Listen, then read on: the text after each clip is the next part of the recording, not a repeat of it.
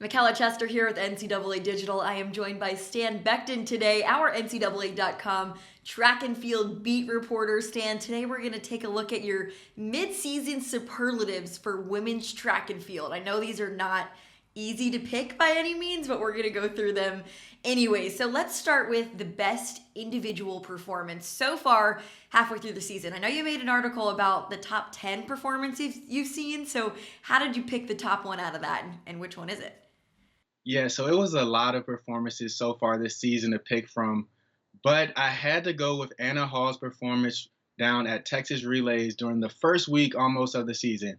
Now, it's not technically the first week of the outdoor season, but it might as well have been the first week. And her performance in the heptathlon was so impressive. She surpassed track and field legend Jackie Joyner Kersey's record in the event, scoring over 6,400 points in the event, moving in the top five list. And that is something, when you pass a legend like that, that's how I ended up picking her as a top individual performer. Yeah, you can't beat something like that, right? How about best sprinter and best distance runner? Who are they so far, and what did you kind of base that off of? Yeah, so for the best sprinter, it was very hard to pick the best sprinter. There's been a lot of good times, a lot of fast times. You have Celera Barnes out of USC running the fastest time. Of course, it wasn't win legal, but it is the fastest 100-meter time of the season. Then you have Abby Steiner. We all know what she can do on the track. I'll talk about her a little bit later. You have Julian Alfred from Texas. She's on one of the fastest relay teams in both the 100 and 400, and she's fast in the 100 too. But for the fastest sprinter, I had to go with the new 200-meter record holder, Favor O'Philly from LSU.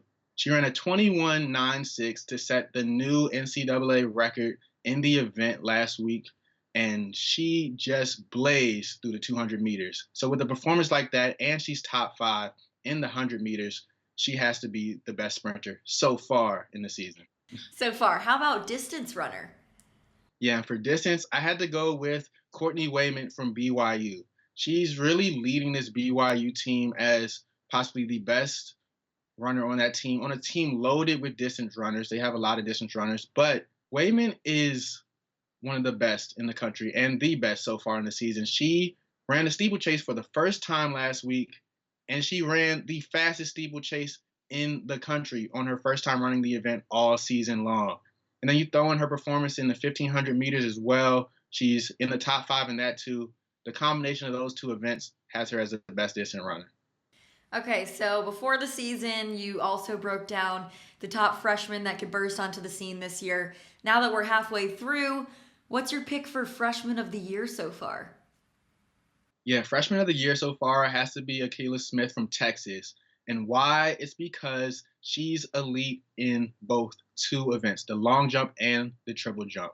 In the triple jump, she sits third nationally so far, and in the long jump, she sits sixth. There's only a handful of other athletes who are in that kind of both at the top of both of those events so far, and she's only a freshman doing that. She's part of a big reason that Texas has been number one all season long. She's getting point totals to help boost them up. And when it comes to championships down the road, she'll probably get point totals to help them have a championship run as well. So Smith has to be the freshman of the year so far. Was Smith somebody you expected to do this season as a freshman? Well, I looked more towards the high jumpers out in Georgia and other freshmen around the country to start the outdoor season. But Smith really has burst on the scene and really launched her way in both those jumps to the top. So literally and actually. Okay, how about a sleeper team headed into the second half of the season and the championships? Is there any team that could kind of make a run for it? Yeah, my sleeper team would have to be BYU. And it's not because necessarily BYU will knock off, say, a Texas, a Florida, Texas A&M, and kind of win the championship. Not because of that, but BYU's hovering around that eighth spot in that top 10 so far over the last few weeks. But I think they can make a run at the podium. They might not be able to win it, but they can definitely finish top three. The reason why is because they have some of the best distance runners in the country. I already mentioned Wayman and her capabilities in the distance runners, but they also have Ellsworth, they have Seymour, a bunch of athletes who can score point totals, and not just score point totals, they might be able to win events, get those 10 points from those wins that can really get BYU the points necessary to make a podium run. Then when they have 2-point scorers in the field events, the javelin, and other events as well, they definitely have what it takes to make that podium run down the season. So you mentioned those field events. Do you have a pick for the best field athlete this year? Ooh, the best field athlete, that was a tough one. That might have been the toughest one. Really? And the best sprinter, the toughest one. Why? You have Deborah Aqua, you have Jasmine Moore. They're both in the long jump and triple jump. They're the best in the country in both of those events at this point, at the midseason point. You have Cameron Rogers from Cal. It seems like every week she breaks her own record in the hammer throw and basically keeps resetting the charts for that. She has a top 4 marks in the hammer all time, and she just set another one.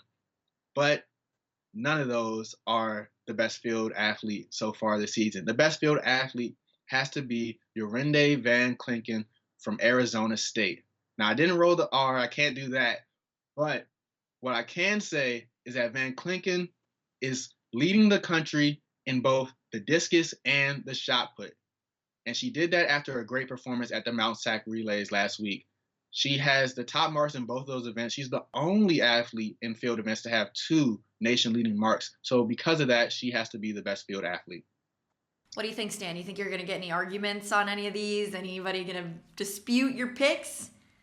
Definitely a lot of athletes can make their arguments. A lot of teams will probably make their arguments supporting their teammates and whatnot. But I'm pretty confident based at this point. Of course, these are so far. Yeah. That they're the So best. far. Okay, and thinking, I mean, I'm almost forgetting the biggest one of all. If you had to pick right now, if the award were given out tomorrow, who would win the Bowerman Award so far this season? Yeah, if I had to pick right now, the Bowerman Award would have to go to Abby Steiner from Kentucky. Okay. While she didn't win my best sprinter so far in the season, she would win the Bowerman Award if it had to be decided today. Why? Because Steiner, she had an impressive indoor season, setting records in the 200 indoor. And the Bowerman is a cumulative award from the indoor and outdoor season. And you throw in what Steiner's been able to do so far in the outdoor season. We saw that 10.92 in the 100 where it almost looked like she was running, and fast forward, her turnover in her legs was going so fast in that win. She did beat the best sprinter in that, but she's not technically leading the 200 meter anymore. But Steiner has a chance at the championships, of course. If she can win a couple events, she can almost lock up the Bowerman Award if she can win, say, the 100, the 200, or even get Kentucky a relay win. Yeah. Okay, and speaking of those championships, are there any storylines that you're excited to see play out, or anything interesting that we should pay attention to heading into the second half of the season and the NCAA championships coming up? Yeah, the meet I would say you have to watch at the end of the season would be pin relays, for one, during the regular season. It's a historical meet, over 125 years of history at that meet. You have some of the best athletes in the country coming from that meet and running in Philadelphia at Franklin Field. And then also watch out for the SEC championships as well, because the SEC championships will have a loaded field. If you look at the National Ratings Index, you'll see that the SEC dominates the top 10, dominates the top 5. So the SEC championships will definitely be a meet to watch. But at the NCAA Outdoor Championships in Eugene, Oregon, what you have to watch is records.